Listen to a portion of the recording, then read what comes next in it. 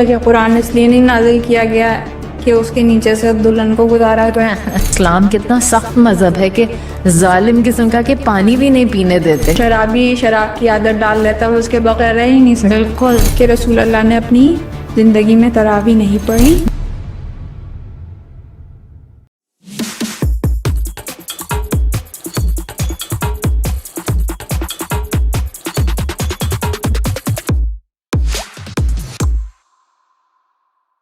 السلام علیکم، کیسی ہیں آپ؟ وعلیکم السلام، الحمدللہ خیریت سے۔ آپ کیسی ہیں؟ بالکل ٹھیک۔ آپ یہ بتائیں، آپ شب برات منا رہی ہیں، بارات منا رہی ہیں یا برات منا رہی ہیں؟ شب برات منا رہی ہیں، اور ہمارے ہاں انڈیا پاکستان میں وہ برات یا بارات بن جاتا ہے، لیکن ویسے وہ شب برات ہے جی۔ اور رمضان کی آمد ہے، بالکل برات ابھی گزری ہے، اور بس اسی میں مصروف ہیں۔ بالکل صحیح بات ہے، اور بالکل صحیح کہا، رمضان کی آمد ہے اور اب گفتگو شروع ہو گئی ہے مختلف حلقوں میں۔ میں اب کچھ دن پہلے اپنی فرینڈ کے یہاں تھی تو ہمارے یہاں بھی یہ گفتگو ہو رہی تھی کہ رمضان آنے والا ہے اور کیا تیاری ہو رہی ہے۔ تو تیاری کے نام پہ پھر پتہ چلا کہ بس فریزر کتنے بھرے جا رہے ہیں، سموسے کتنے ہیں، رولز کتنے ہیں، پیٹیز بنا لیے ہیں۔ تو پھر مجھے خیال آیا کہ کیا رمضان کی آمد صرف یہ تلی ہوئی چیزیں اور سحری میں کیا کھانا ہے اور افطار میں کیا ہوگا، اسی پر بس رہ گئی ہے لمیٹڈ؟ جی انفارچونیٹلی ہمارے ہاں تو اب یہی فوکل پوائنٹ ہے۔ اور ویسے تو رمضان میں جسم کی زکوٰۃ ہے روزے کا نام، لیکن زکوٰۃ کے بجائے اضافہ ہو جاتا ہے، لوگوں کا ویٹ لاس کے بجائے ویٹ گین ہو جاتا ہے، جو ایک اور پریشانی ہے، اس لیے کہ اتنی زیادہ سحریاں اور افطاریاں اور اس پہ فوکس ہے، اور بفے افطاریاں بفے سحریاں تو ہر جگہ پہ عام ہے۔ بالکل تو اصولاً تو ایسا نہیں ہے اسلامی طور پہ، لیکن ہم نے کلچرلی اور اپنا طریقہ یہ بنا لیا ہے، جو کہ بہت ایک انفارچونیٹ بات ہے۔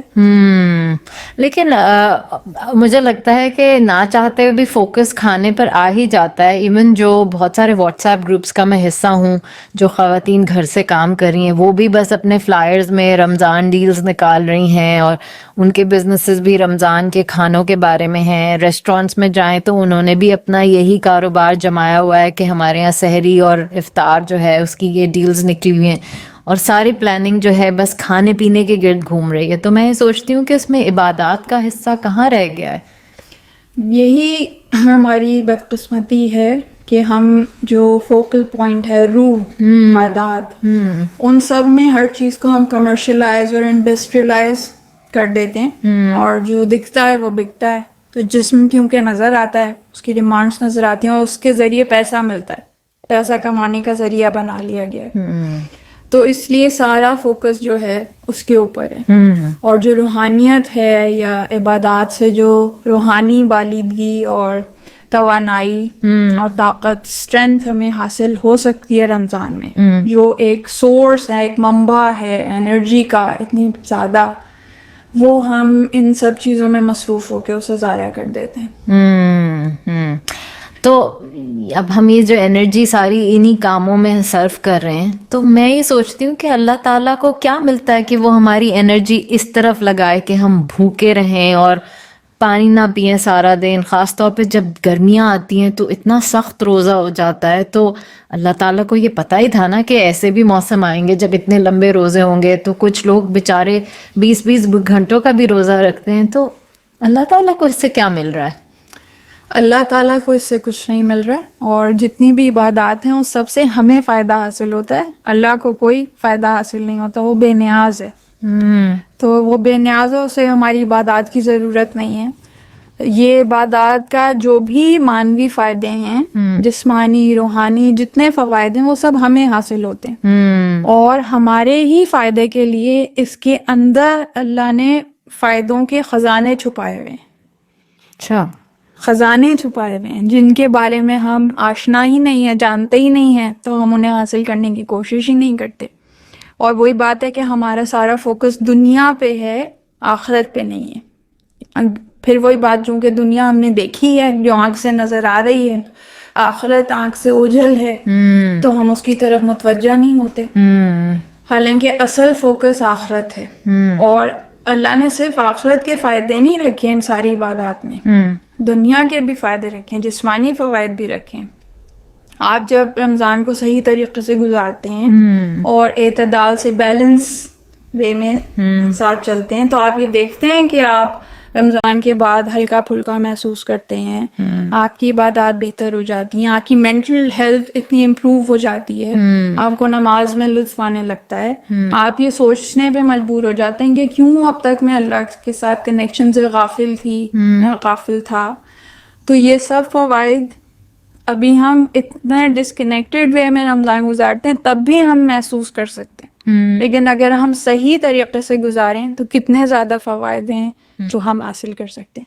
تو پھر سے وہی بات کہ اللہ کو اس سے فائدہ نہیں ہے، ہمارے لیے فوائد کے خزانے پوشیدہ ہیں. اس میں اتنے فوائد ہیں کہ جس کی کوئی لمٹ نہیں ہے، انلمیٹڈ.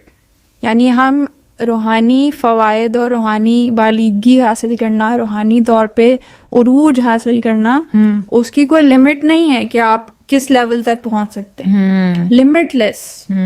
اور اس میں اللہ نے یعنی کہ رحمت در رحمت، لطف در لطف یہ ہے کہ اس نے ایسی شبیں رکھ دی ان مہینوں کے اندر، جیسے ابھی ہم نے شب برات کا ذکر کیا، وہ ایک اتنی بڑی شب، اور اس کے بعد جو شب قدر جو آتی ہے رمضان کی راتوں سے کیا، تو اس کے اندر تو یعنی آپ سوچ ہی نہیں سکتے، اور ہم کہاں سوچ سکتے تھے جب تک قرآن ہمیں یہ نہ بتاتا کہ 1000 راتوں سے بہتر.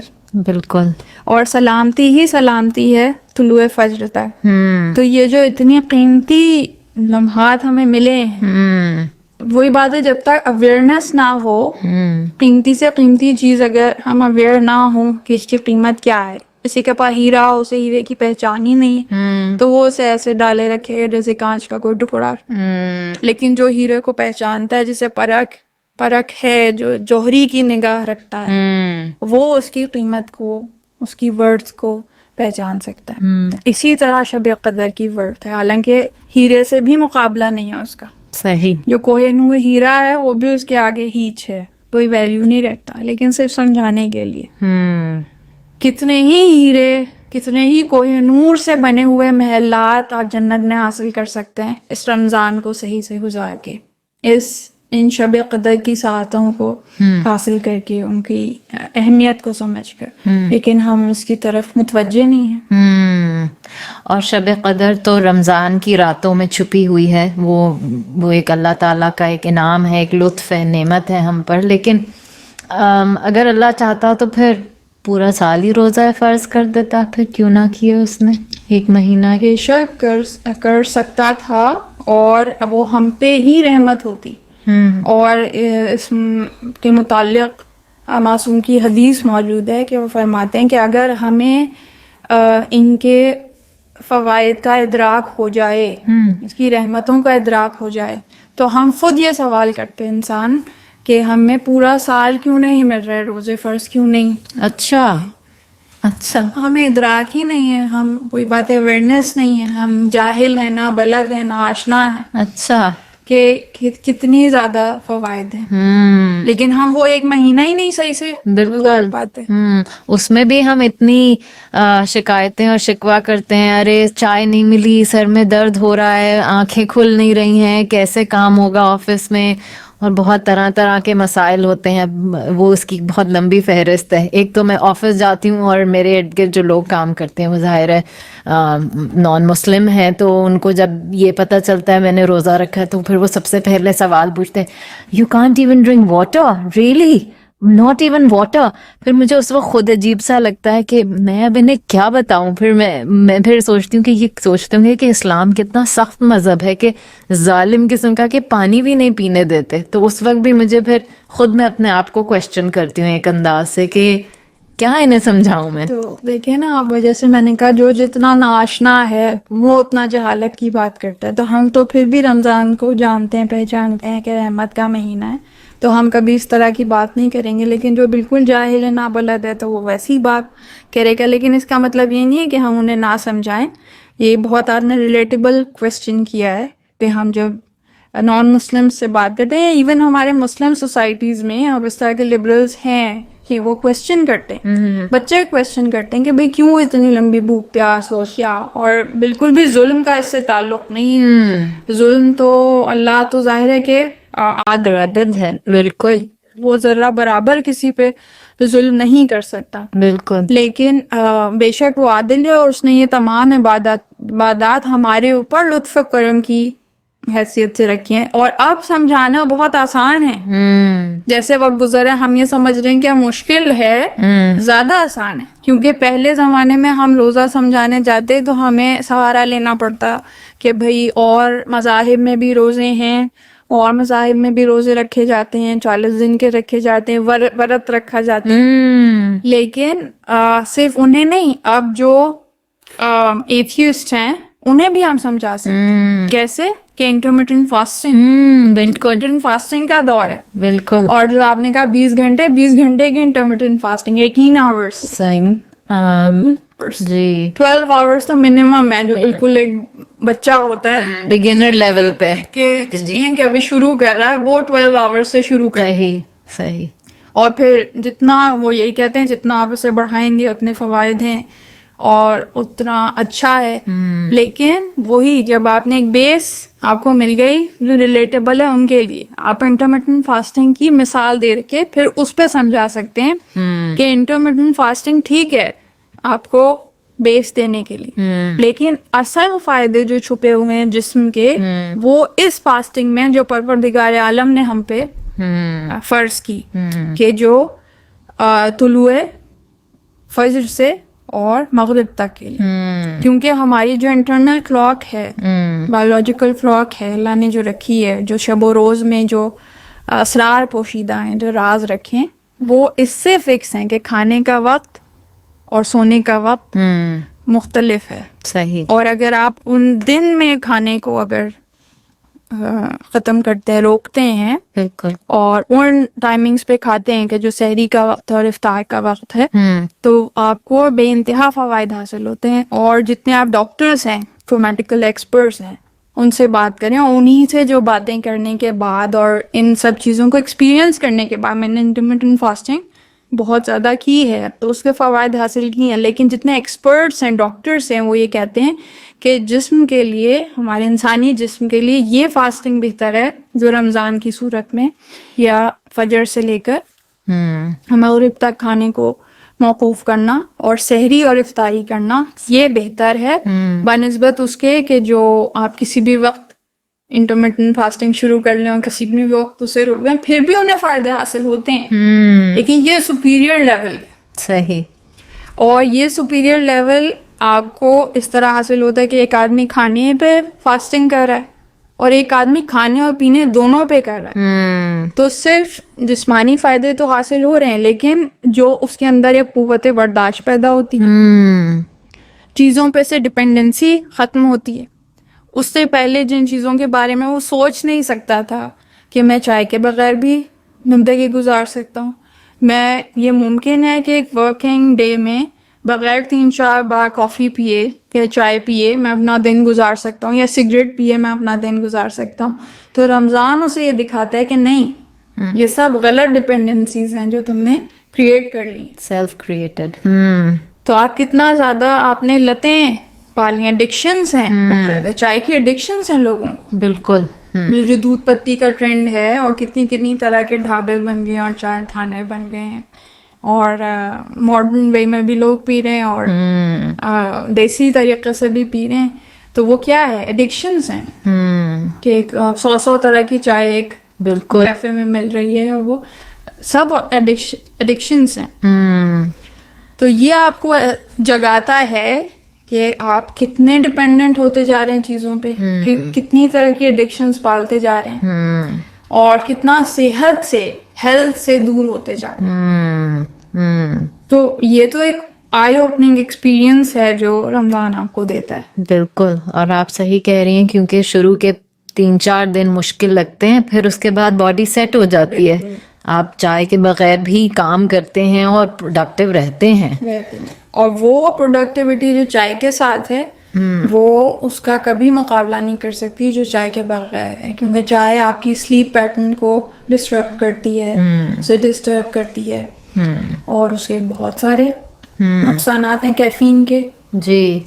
یا پھر لوگ اڈیپٹ بھی کر لیتے ہیں، مطلب جن کو واقعی چائے کی طلب ہوتی ہے، پھر وہ افطار میں چائے کر کے اپنا اس کے بعد بالکل اڈیپٹ کرتے ہیں. لیکن پھر بھی اس میں کافی آتے ہیں جو آپ کی بہتر ہو جاتی ہیں، کہ پہلے جب آپ 5 کپ پی رہے تھے تو اب آپ 2 کپ پی رہے ہیں یا 3 کپ پی رہے ہیں. تو اس سے یہ بھی پتہ چلتا ہے انسان میں کتنی فلیکسیبلٹی ہے. جیسے اب افطار کی تو پھر آپ نے اپنا جہاں پہ اگر دماغ لگانا ہے اور پیٹ میں کھانا چاہیے تو پھر پڑھائی جیسے اسٹوڈنٹس نے افطار کے بعد کر لی پوری رات جاگ کے، یا کوئی خاص پروجیکٹ پہ کام کرنا ہے تو وہ لوگ پھر افطار کے بعد کر لیتے ہیں. مطلب یہ نہیں ہے کہ ناممکنات میں سے انسان جو ہے وہ کسی نہ کسی طرح اتنی لچک ہے کہ وہ پھر اپنی روٹین اڈیپٹ کر سکتا ہے. یہ اللہ کا لطف و کرم ہے کہ اللہ نے اتنا اڈیپٹیبل انسان کو بنایا ہے کہ وہ اپنے آپ کو بہت جلدی ڈھال لیتا ہے، بیک کر لیتا ہے. اور یہ بھی ریئلائزیشن آپ کو رمضان میں ہی ہوتی ہے، روزوں کے ذریعے ہی ہوتی ہے، یا آپ عبادات کے لیے سفر کریں تو ہی ہوتی ہے. مطلب تو کھانا پینے پہ ممانعت تو ہے، لیکن اور بھی تو باقی چیزیں ہیں جن کا پھر خیال رکھنا چاہیے اور پیش نظر رہنی چاہیے. تو صرف حضرت امام جعفر صادق علیہ السلام کا قول ہے کہ وہ فرماتے ہیں کہ روزہ فقط کھانے پینے کو موقوف کرنے کا نام نہیں، وہ تو ایسے ہی ہے کہ جیسے آپ نے منہ پہ بس چھینکا باندھا اور آپ نے کچھ بھی اور نہیں کیا روزے میں. روزے امام فرماتے ہیں کہ جب روزے دار روزے کی حالت میں ہے تو اس کا ہر عضو، ہر جسم کا پارٹ، ہر باڈی پارٹ روزے کی حالت میں ہونا چاہیے. یعنی کہ حرام سے یہاں تک کہ مکروہات سے بھی خود کو بچائے. زبان بھی اس کی روزے کی حالت میں ہو، نہ وہ جھوٹ بولے، نہ وہ غیبت کرے، نہ وہ چغلی کرے. بہترین ذکر میں جو زبان ہے اس کو مصروف رہنا چاہیے عبادت کی حالت میں. اس کے قدم اس طرف جائیں کہ جو خیر کی طرف جانے کی منزل ہے، گناہ کی طرف نہ بڑھیں. اس کے ہاتھ جو ہیں ان سے کوئی گناہ سرزد نہ ہو. اس کا جو جتنے اعضاء و جوارح ہیں وہ سب روزے کی حالت میں ہوں، یہاں تک کہ اپنی سوچ تک کو پاکیزہ رکھنے کی کوشش کی جائے. اور انسان ذرا سا بھی توجہ کرتا ہے تو ان چیزوں کو آسانی سے حاصل کر سکتا ہے. بالکل. اور جتنا حاصل کرتا چلا جاتا ہے اتنا اس کا لطف بڑھتا چلا جاتا ہے عبادت میں، اتنا تعلق اللہ سے بہتر استوار ہوتا جاتا ہے. اور پھر انسان سوچتا ہے رمضان کے آخر میں کہ یہ کیوں نہیں میں پہلے اس تعلق کو استوار کر سکا، کیوں میں اس طرف متوجہ نہیں تھا. لیکن جیسے ہی چاند رات آتی ہے اور صبح آتی ہے تو پھر اسی غفلت میں ہم واپس اسی زندگی میں چلے جاتے ہیں.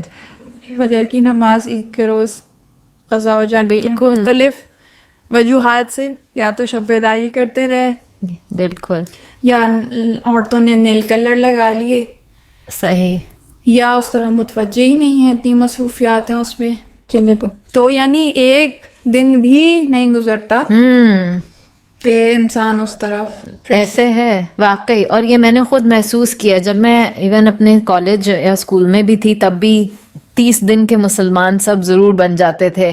اور ہم کوئی بات کرتا تھا اچھا سنیما میں مووی دیکھنے جانا ہے، نہیں رمضان ہے نہیں جا سکتے، رمضان میں نہیں جائیں گے.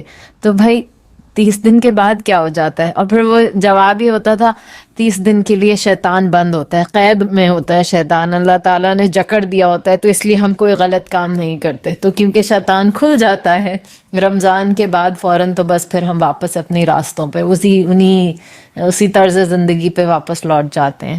بالکل. اور صرف شیطان کا وہ نہیں، ہمارا نفس جو عادی ہے فوراً غلط چیز کی طرف متوجہ ہو جائے. اور اصل بات یہ ہے کہ جو اتنے سالوں کی اسے غلط تربیت دی ہوئی ہے تو وہ 1 مہینے میں تو نہیں، پھر بھی اتنی جھلک نظر آ جاتی ہے، پھر بھی اتنا متوجہ ہو جاتا ہے. لیکن اس کو صحیح روش پہ رکھنے کے لیے کہ وہ واپس نہ پلٹے، کئی مہینوں کی جو ریاضت کم از کم بیکار ہے. 1 مہینے سے تو چونکہ معجزات رونما ہو چکے ہوتے ہیں مگر دواؤں سے حاصل نہیں ہو سکتا صرف 1 مہینے میں. تو اس کو اگر جاری رکھیں صحیح. تو انسان اس کو حاصل کر سکتا ہے. اور ہمارے ہاں تو اتنے مہینے ہیں ماشاءاللہ, کم از کم اتنی تو اب اویئرنیس بڑھ گئی ہے. اس سے پہلے تو فقط محرم کا مہینہ تھا جی, اور رمضان تھا جس میں ذرا دین کی طرف رجوع کیا جاتا تھا. اب تو متوجہ ہیں, اس میں بھی یہ کہ افراط و تفریط کا شکار ہیں کچھ لوگوں نے. بس اسے یہ تمام موقعوں کو کھانے پینے کے موقع بنایا ہوا ہے کہ اب رمضان کا کھانا پینا ختم ہوا تو اس سے پہلے جو شعبان کے حلوے تھے, اس سے پہلے رجب کو یازیں تھی, بالکل, اور محرم میں تو ہیں ہی صحیح چیزیں وہ. لیکن وہی بات ہے جس کی جس طرف توجہ ہے صحیح. اسے وہ حاصل ہو جاتا ہے. تو اللہ کا ایک خاص وہ ہے کہ جو جو چاہتا ہے اسے وہ مل جاتا ہے. اگر انسان معنویت کی طرف توجہ رکھے, روحانیت کی طرف توجہ رکھے تو اس کے لیے سارے موقع ہی موقع ہیں. اور اگر صرف سموسوں اور پکوڑوں پہ توجہ رکھیں تو وہی ملیں گے, اور وہ بھی پورا سال مل جائے مختلف موقعوں کے ذریعے سے. اچھا, کیونکہ کھانے پینے کی بات ہو رہی ہے تو ایک سوال ذہن میں اکثر آتا ہے کہ سحری میں اٹھنا بڑا مشکل ہوتا ہے. بعض اوقات تو دل چاہتا ہے کہ بس سوئے رہیں, اور اس وقت تو نہ آنکھیں کھل رہی ہوتی ہیں اور کون اس وقت کچھ بنائے کچھ کھائے. تو کیا ہو اگر سحری نہ کی جائے اور بس ایسے ہی روزہ رکھ لیا جائے؟ رکھا جا سکتا ہے, اور ایسا نہیں ہے کہ سحری فرض ہے, مستحب ہے, صحیح, سنت ہے. لیکن اس میں نے جیسے بتایا کہ بہت سے فوائد پوشیدہ ہیں. تو اگر آپ سحری نہیں کریں گے تو بہت سے نقصانات ہوں گے آپ کو. آپ زیادہ لیتھارجک فیل کریں گے, آپ کو ویکنس ہو سکتی ہے, اور نقصانات ہوں گے. لیکن ایسا نہیں ہے کہ آپ روزہ نہیں رکھ سکتے. تو کبھی کبھی سحری اگر چھوٹ جائے تو کوئی اس میں مذاق نہیں ہے. لیکن یہ کہ سحری کا اہتمام کرنا چاہیے, اور اہتمام یہ کہ ہیلدی سحری کریں کہ جو آپ کو توانائی پورے دن جو ہے وہ فراہم کرے. تو تھوڑا سا اپنی جو خوراک ہے اسے فطرت کے مطابق ڈھالنے کی کوشش کریں. صحیح. فطرت ہمیں یہی کہتی ہے کہ جس وقت سحری کا وقت ہے اس وقت ہی اٹھنا ہے. کا بھی وقت وہ ہے, نماز سے متصل وقت بھی وہ ہے. اور آپ دیکھیں جو بھی بچہ پیدا ہوتا ہے تو وہ اسی وقت اٹھنے کا عادی ہوتا ہے, خود بخود اٹھتا ہے. صحیح. تو اللہ نے ہماری اندر کلاک ایسی ہی سیٹ کی ہوئی ہے. صحیح. یہ ہم میں تھپک تھپک کے بچوں کو سلاتے رہتے ہیں کئی سالوں تک, تو وہ پھر ہم نے عادت بنا لی. تو جیسے اور عادتیں بہتر ہو رہی ہیں رمضان میں, تو یہ عادت بھی بہتر کرنے کا موقع ہے. اس کا طریقہ یہ ہے کہ جب آپ نے افطاری کر لی, آپ نے نماز پڑھ لی, اور بھی اگر کوئی عبادت کرنی کر لی, اہم کام جو ہے وہ نمٹا لیا, اس کے بعد فوراً سونے کی طرف متوجہ ہوں. اچھا, آپ سو جائیں تاکہ آپ اپنا جو نیند ہے وہ پوری کریں. نیند پوری ہوتی ہے تو خود بخود انسان اس وقت اٹھنے کا عادی ہو جاتا ہے, کیونکہ اس کا فطری جسم کا تقاضا یہی ہے. یہاں میں اسے کسی غلط طرف ہم نے زحمتوں میں ڈالا ہے. یہ تو بہت بڑا چیلنج ہے جو آپ کہہ رہی ہیں کہ افطار کر کے اپنے ضروری کام نمٹا کے بس سو لیا جائے. تو یعنی کہ 8-9 بجے بستر میں گھس جائیں اور بس سو جائیں. بالکل. تو یہ تو گاؤں والی زندگی ہو گئی. یہ گاؤں والی نہیں, بڑے شہروں کی یہ زندگی. آپ جتنے یہاں پہ آسٹریلیا میں دیکھیں, امریکہ میں دیکھیں, کینیڈا میں دیکھیں, UK میں دیکھیں, جہاں بھی آپ جائیں ویسٹرن کنٹریز میں جنہیں ہم ڈیولپ اپنا خدا مانتے ہیں, جی جی, جن کی ہم مروب ہیں, کوشش کرتے ہیں جی, ہمارے رول ماڈل, جی جی, وہ سب اسی طرح ہاں زندگی گزارتے ہیں. چیزیں اس طرح کھلتی ہیں, کوئی مارکیٹس نہیں کھلی ہوتی. بالکل. ہر چیز 5 بجے بند. یہاں تک کہ ابھی ہم چائے کافی کی بات کر رہے تھے, ہم نے یہ بنا لیے کہ اتنے ڈھابے کھلے ہوئے ہیں, کیفے کرتے چلے جا رہے ہیں. یہاں پہ جو ہے 3:30 کے بعد یا 3:45 کے بعد, میکسیمم 4 کے بعد کافی نہیں ملتی. یہ بات تو صحیح ہے. آپ کسی कैफे ढूंढते हैं कोई खुला हुआ नहीं होगा। सही बात। उन्होंने हर चीज उसी हिसाब से रखी हुई है। हम ये समझ रहे हैं कि वो इस तरह चल रहे हैं, नहीं, बल्कि 4-4:30 बजे इनके यहाँ आम रूटीन है कि ये उठते हैं, या ये कि ज़्यादा से ज़्यादा 5-6 बजे उठे और अर्ली ऑफिस पहुँचते हैं। और इन्होंने अपना रूटीन बिल्कुल उसी हिसाब से रखे। तो ये गाँव की ज़िंदगी नहीं है, ये बड़े बड़ों की ये ज़िंदगी। हाँ ये बात तो है, लेकिन पता है मैं बताऊँ जो सच्ची बात है, मैं रमज़ान की जो रूटीन है ना वो पाकिस्तान वाली बहुत मिस करती हूँ। मेलबर्न में वैसा माहौल तो नहीं मिलता। इवन मैं जब दुबई भी रही थी तब भी ऐसे ही होता था। वहाँ रमज़ान में जो एक्टिविटी थी वो इफ्तार के बाद ही शुरू होती थी, पूरी रात बाज़ार खुले हैं सब कुछ, और गहमा गहमी रौनक है, और वो सब माहौल मिस करती हूँ मैं। इवन अजान की आवाज़ आती थी, सहरी पे जो माहौल होता था लाहौर में, जो पाकिस्तान में, वहाँ तो वो ढोल वाला आता था, सहरी का टाइम होता था। तो वो ख़ास तौर पे वो लोग जो यहाँ पे बेचारे जो अकेले सहरी कर रहे होते हैं या उनकी फैमिली नहीं है, तो वो बड़ा अकेलापन फील होता है। तो फिर क्या किया जाए कि ऐसा माहौल आप ज़रा ऐसा रखें कि खुद को मोटिवेशन भी तो हो ना, कि एक रूहानियत तो है लेकिन वो एक एनवायरनमेंट भी तो कभी चाहिए होती है। लेकिन वही वो एनवायरनमेंट जो फेस्टिविटी का एनवायरनमेंट है, वो आप सही कह रही हैं कि वो इंसान मिस करता है। लेकिन अगर रूहानियत की तरफ तवज्जो दें तो फिर आप इतना इस चीज़ को मिस नहीं करेंगे, और आप ज़्यादा आसानी से टाइम पे सो सकेंगे, टाइम तोड़ सकेंगे। वहाँ तो आप ये देखें, जो भी आप जिनकी मिसालें दे रहे हैं, तो वहाँ तो बिल्कुल उल्टा हुआ होता है। पूरी रात वो जागते हैं, बिल्कुल दिन में सोते हैं जी। इस तरह जो है वो रोज़ा गुजार रहे होते हैं। और जितनी अनहेल्दी चीज़ें हैं वो उठाई जा रही होती हैं सहरियों में, अफ्तारियों में। तो ये मज़े तो हैं, लेकिन ना इसमें रूहानियत है, ना इसमें हेल्थ है, ना इसमें जो है सलामती है। सलामती उसी तरीके में जो आप कह रही हैं कि बोरिंग है, लेकिन वो बोरिंग हमें इसलिए लगता है क्योंकि हमने इतने ज़्यादा और मेले अपने इर्द गिर्द लगा लिए। बिल्कुल, और हमने आदत डाली हुई शुरू से, हमें आदत ही उसकी है, तो हमने कोई और अंदाज देखा ही नहीं। सिर्फ चीज़ आदत डाल लें, बेल शराबी शराब की आदत डाल लेता है, उसके बगैर रह ही नहीं सकता। बिल्कुल। तो अब ये तो नहीं कहेंगे कि शराब जो है वो ज़रूरी है इंसान के लिए, इसके बगैर गुजारा नहीं है, या इसके बगैर तो लाइफ बहुत बोरिंग है। बिल्कुल।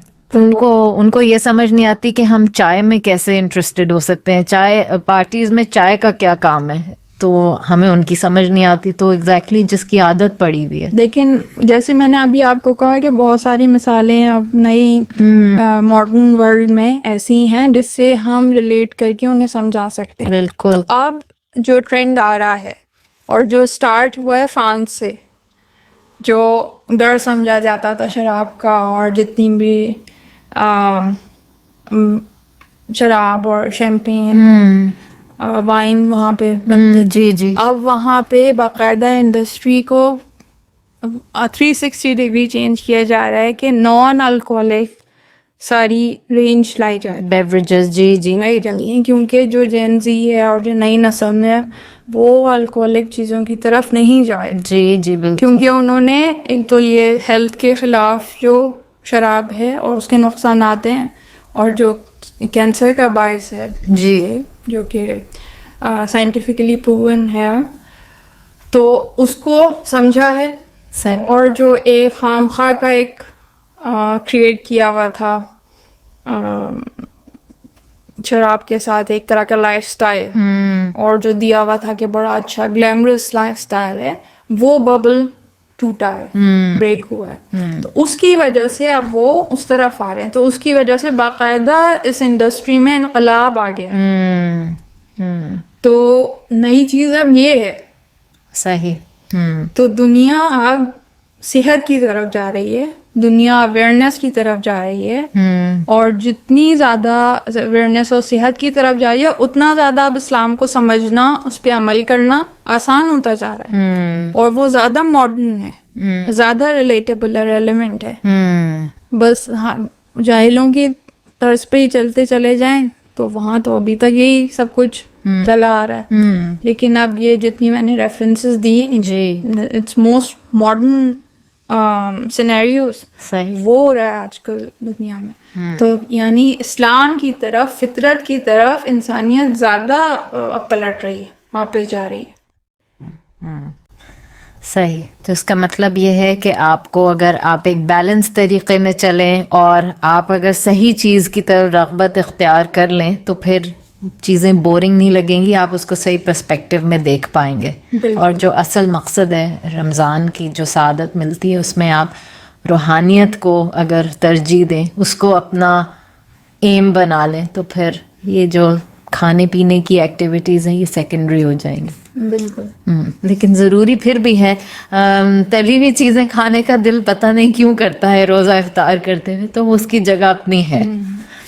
صحیح. اگر اعتدال میں رہ کے کھایا جائے تو بالکل منع نہیں ہے وائیں, لیکن وہی بات ہے کہ جو ماڈریشن ہے, اعتدال ہے, وہ امپورٹنٹ, بیلنس آف لائف وہ امپورٹنٹ ہے. تو ہم روحانیت کو حاصل کرنے کے لیے رمضان میں کیا کریں؟ کچھ ایسی کوئی ٹپس ہیں آپ کے پاس کہ کیا فوکس رہے؟ جی, سب سے پہلے تو تھرو آؤٹ دا منتھ آپ کا یہ فوکس ہونا چاہیے, اور اس کے اوپر آپ شعبان سے اور اس سے پہلے بھی اگر زیادہ ہوا ہے تو رجب سے کام کرنا شروع کریں. صحیح. اور فوکس یہ ہے کہ روح جو ہے, اسپرٹ جو ہے, وہ فوکل پوائنٹ ہے. میں نے اس پہ فوکس رکھنا ہے, اسے اسٹرینتھن کرنا ہے.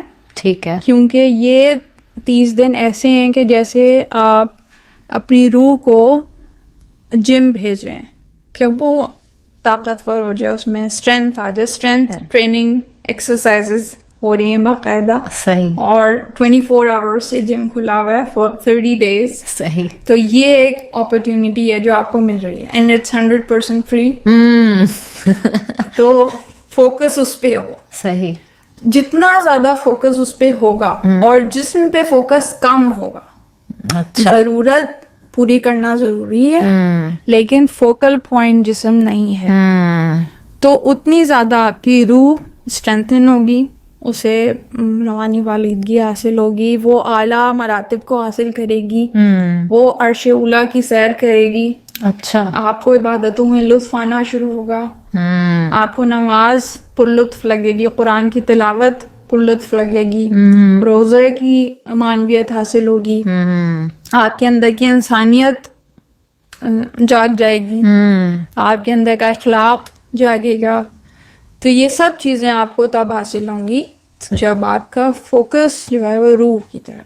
اور اس کی کیا ہے کہ یہ سب عبادتیں آپ کریں. ٹھیک ہے. ہر چیز سمجھ کے کریں. صحیح. صرف ایک تو رٹو طوطے کی طرح نہ قرآن پڑھنا ہے نہ نماز پڑھنی ہے, سمجھ کے کریں. اچھا. تھوڑا کریں, سمجھ کے کریں. یعنی اس کے معنی سمجھوائیں. ہمارے یہاں ہے قرآن ختم کرنا ہے رمضان میں, تو بس ایس لگ جاتی ہے بالکل کہ قرآن ختم کرنا, ختم قرآن تو ختم ہو ہی نہیں سکتا. یہ ٹرمنالوجی صحیح نہیں ہے. ختم قرآن ختم نہیں ہو سکتا. تو اس پہ فوکس نہیں کریں کہ آپ نے 30 سپارے بس پڑھ دینے رٹو طوطے کی طرح, اور کچھ نہیں پتا آپ نے کیا پڑھا. صحیح. اس سے آپ کو ثواب تو حاصل ہو جائے گا 30 سپارے پڑھنے سے, لیکن قرآن ثواب کمانے کی مشین نہیں ہے. نعوذ باللہ.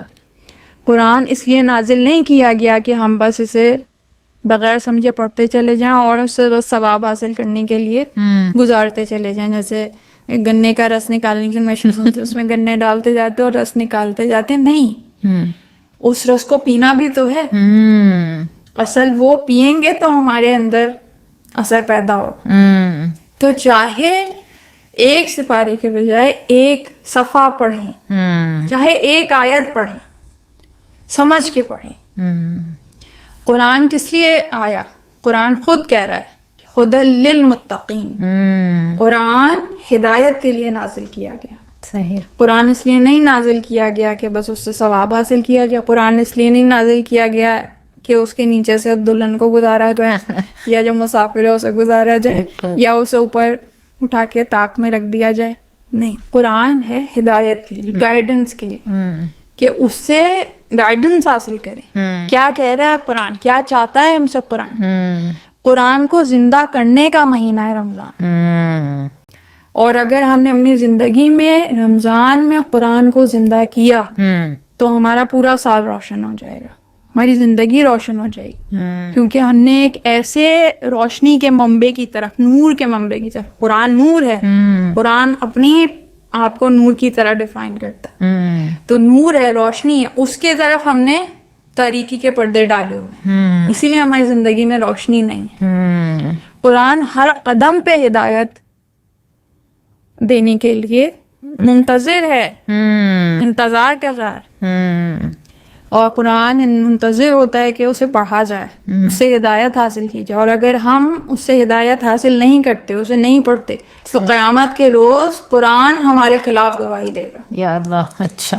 کہ مجھے طاق پہ رکھ دیا گیا، مجھے بک شیلف میں رکھ دیا گیا اور مجھے نہیں پڑھا گیا، مجھے نہیں مجھ سے ہدایت نہیں حاصل کی گئی. صرف پڑھنا کافی نہیں ہے کہ بس بغیر سمجھے پڑھتے چلے جائیں، اس ہدایت نہیں حاصل کی. تو قرآن ہمارے خلاف مجسم ہو کے گواہی دے گا قیامت کے روز.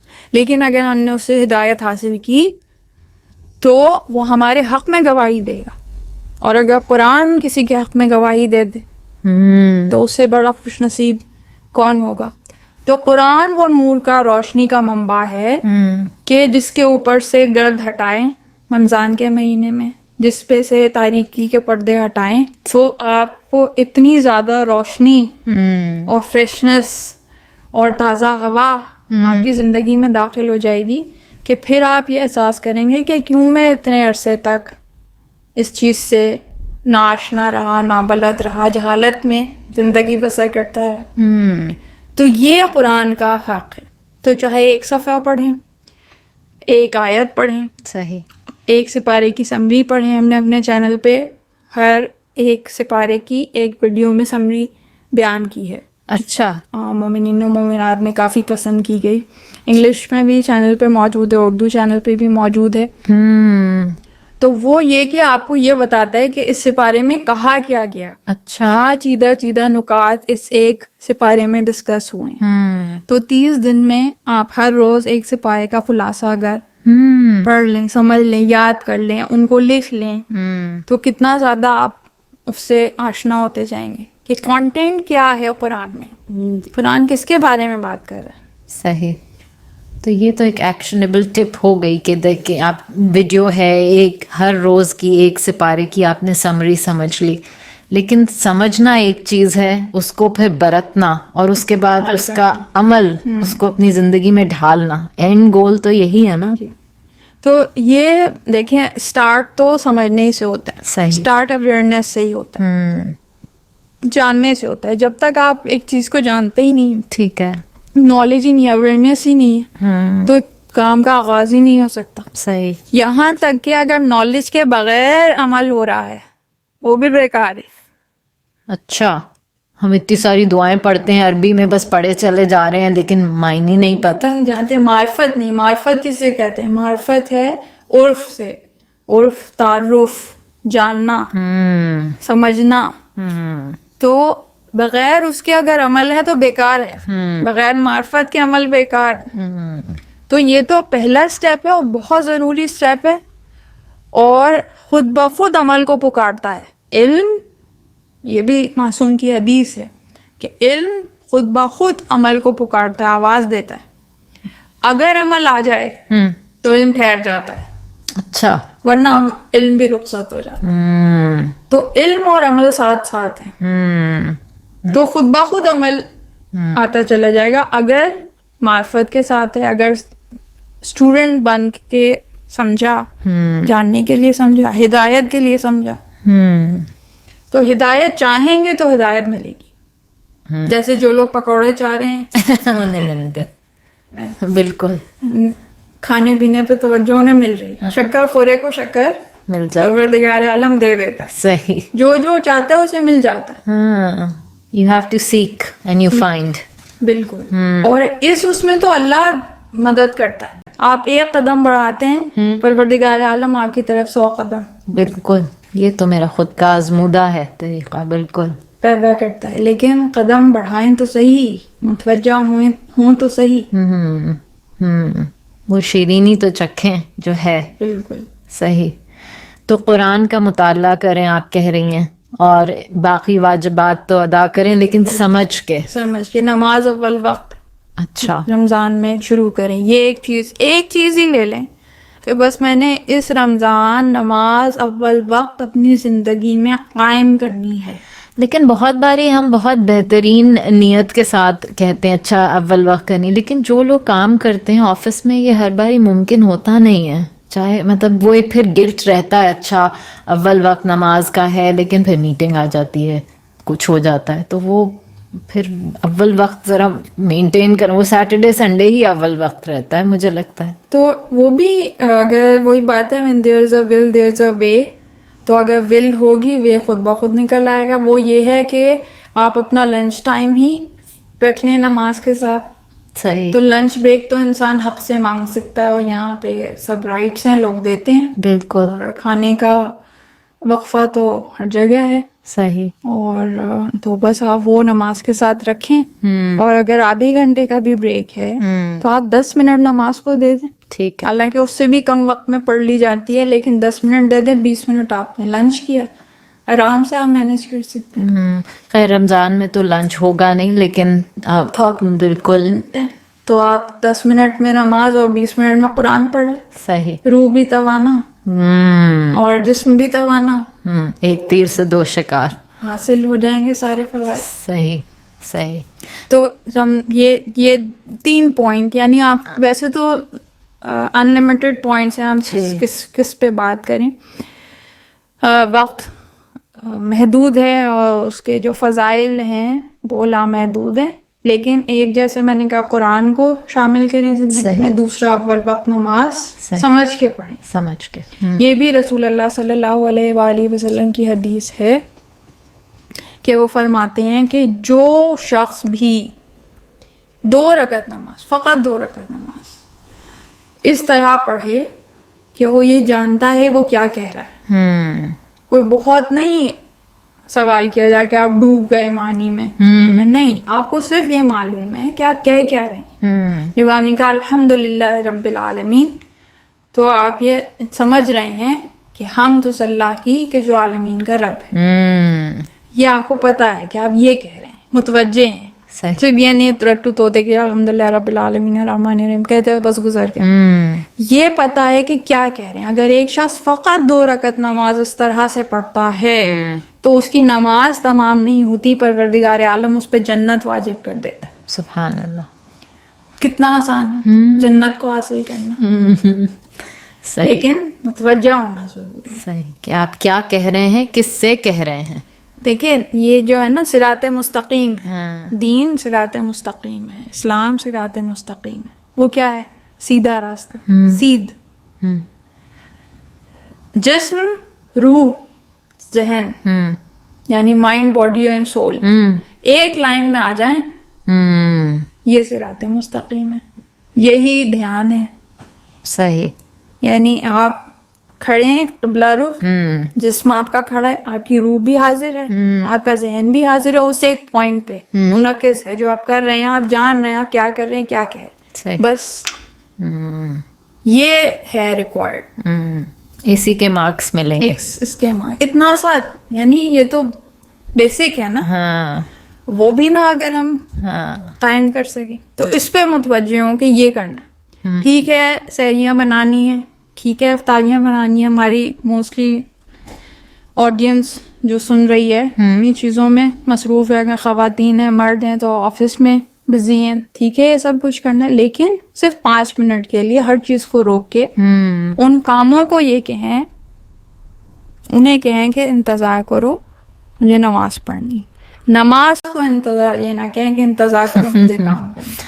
ہاں ہوتا تو ویسے بالکل کے برعکس ہے. تھوڑی دیر بس پاز کر دیں، اور شیطان اسی طرف جو ہے وہ مرغلاتا ہے کہ بس پتہ نہیں ان 2 منٹ میں کیا ہو جائے، ولی بول میں نماز پڑھنے کھڑے ہو. بالکل ہاں واقعی ایسا لگتا ہے وہ 2 منٹ میں پتہ نہیں قیامت آ جائے گی، اور ذہن جو ہے وہ بھٹکتا رہتا ہے سارا وقت، اور وہاں نماز میں بیٹھ کے بھی ساری چیزیں اسی وقت یاد آ رہی ہوتی ہیں کہ یہ بھی کام کرنا ہے، اس کے بعد یہ بھی کرنا ہے.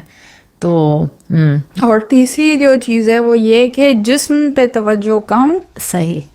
صرف ضرورت کے مطابق جتنا کم سے کم کر سکتے ہیں. روح کی طرف توجہ زیادہ، تو خود بخود اس کے معنوی فوائد جو ہیں وہ حاصل ہوں گے. اور انشاءاللہ کسی ہم پروگرام میں اپنے جسم اور روح پہ گفتگو کریں گے، اور کیا فرق ہے جسم کیا ہے, روح کیا ہے, کیسے فنکشن کرتے ہیں, کیا آپس میں تعلق ہے.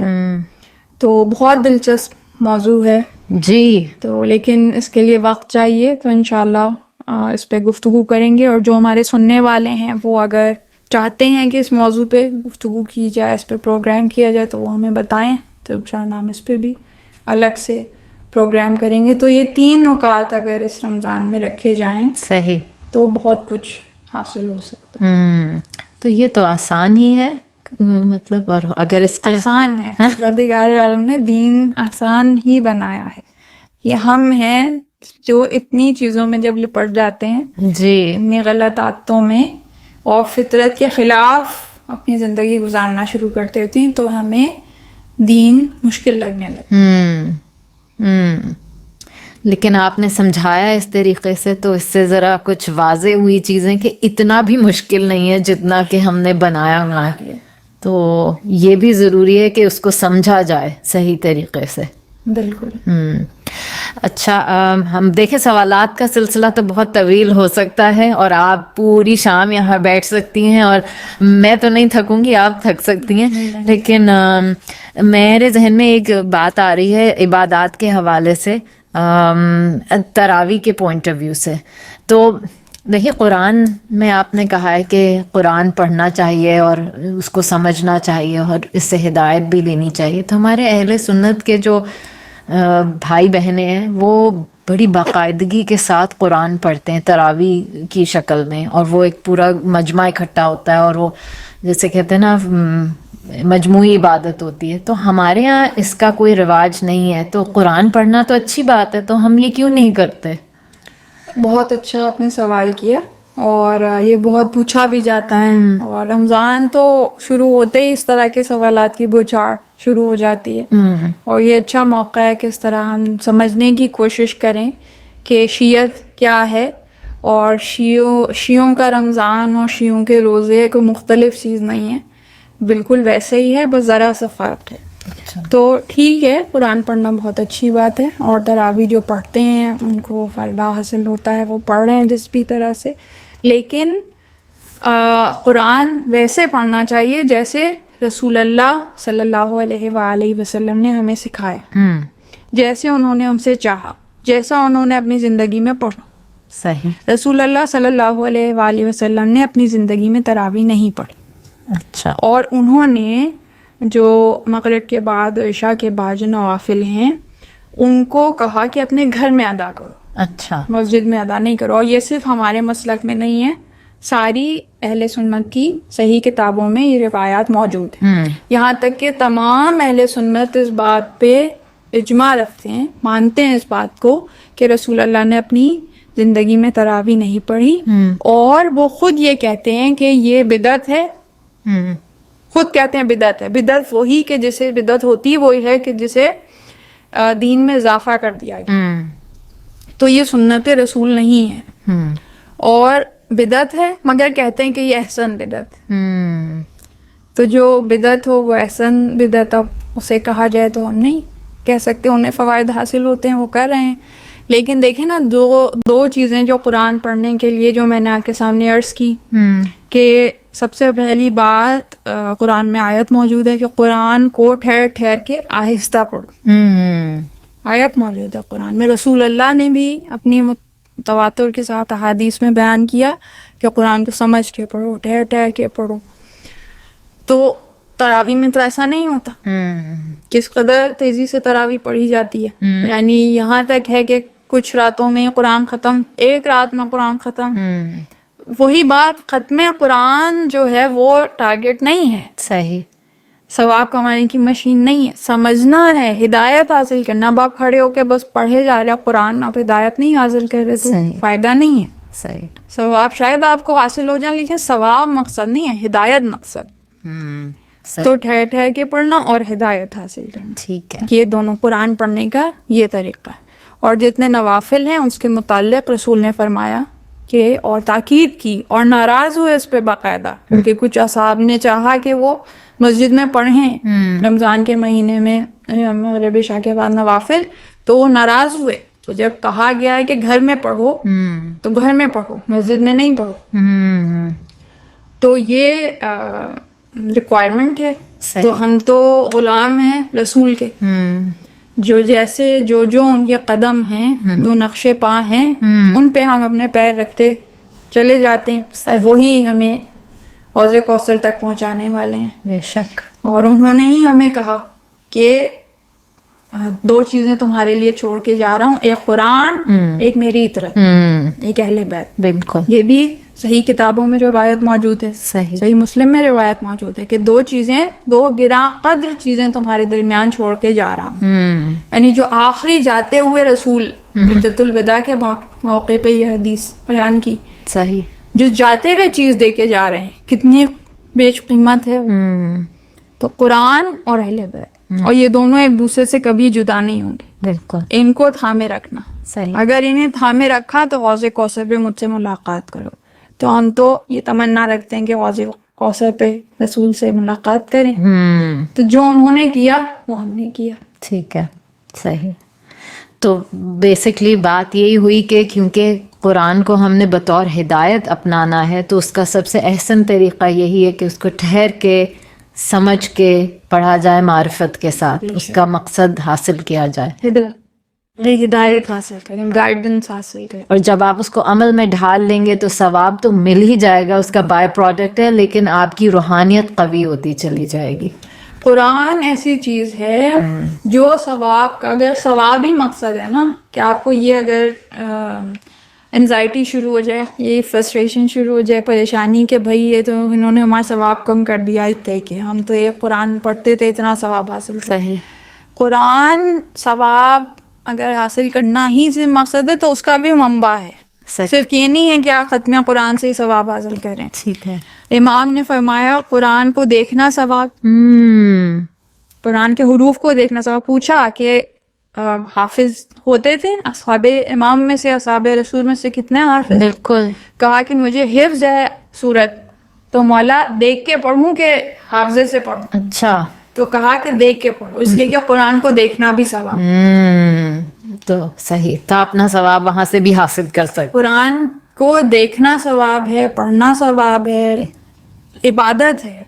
قرآن کو دیکھنا عبادت ہے, اس کو پڑھنا عبادت ہے, اس کا ذکر عبادت ہے, اس کے متعلق سوچنا عبادت ہے, اس کو عمل میں ڈالنا عبادت ہے, اس سے ہدایت حاصل کرنا عبادت ہے. قرآن تو سرتاپا عبادت ہے. بالکل صحیح. یہ بہت سیر حاصل گفتگو رہی.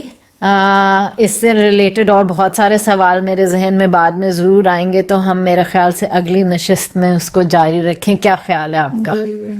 آپ کے وقت کا بہت شکریہ, اور آج میں نے بہت کچھ نیا سیکھا, اور میں ان 3 ایکشن آئٹمس کے ساتھ جا رہی ہوں کم از کم, جو میں اپنے رمضان میں امپلیمنٹ کر سکتی ہوں. تو مجھے اس کی بہت خوشی ہے. تو تھینک یو سو مچ آپ کے ٹائم کے لیے. You are most welcome. خدا حافظ. خدا حافظ.